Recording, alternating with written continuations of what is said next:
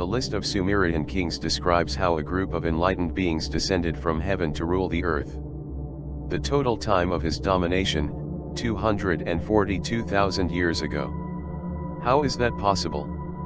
The list of Sumerian kings is an archaic stone tablet written in the Sumerian language.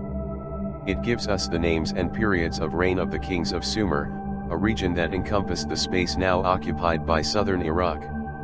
Compiled from several different clay tablets, the final part of the list of kings contains the names of rulers and cities historically attested.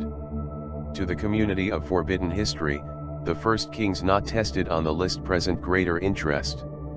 Who were the true gods of Eden? Also known as antediluvian rulers, the first 8 kings on the list totaled a reign of 242,000 years, in a mythical period before the Great Flood swept the area. Scholars of the mainstream discard the existence of these lords and their impossibly long kingdoms, citing the fact that no archaeological discovery supports the unusual claims made by the stone tablets. However, the cuneiform words are there. After royalty came down from heaven, royalty was in Eridug. In Eridug, Alulim became king, ruled for 28,800 years. After the mandate of the first celestial king ended, the scepter fell into the hands of Alilengar, who ruled for 36,000 years. After him, it was Enmenluana's turn to sit on the throne for 43,000 years. The next 5 kings occupied the position for long periods of time, the shortest of which lasted only 18,600 years. The coming of the Great Flood, considered by some as a world catastrophe, put an end to the reign of the mythical kings. After the flood had ravaged and royalty had descended from heaven, Kish became the seat of royalty. Kish was an ancient city in Sumer, home to the first historically documented Sumerian dynasty.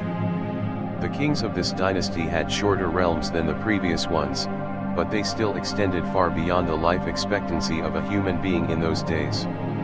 The shortest reign belonged to Zamig, the son of Barcelona, who remained in power for 140 years.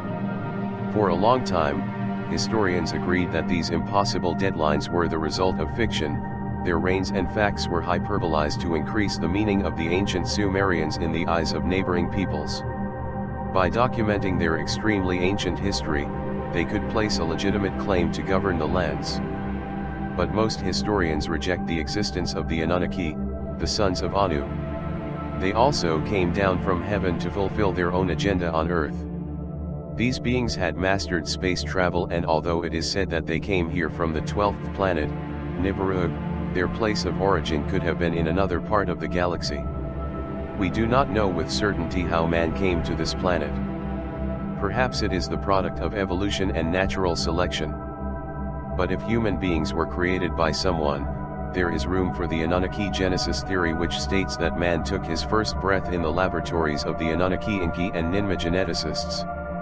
If these beings were able to manipulate and transform Homo erectus into rational and intelligent humans, it is evident that they were able to prolong their own lives.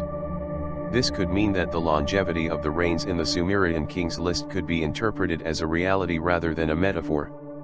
As far as we know, these celestial beings could have been immortal or at least impervious to factors such as aging and disease.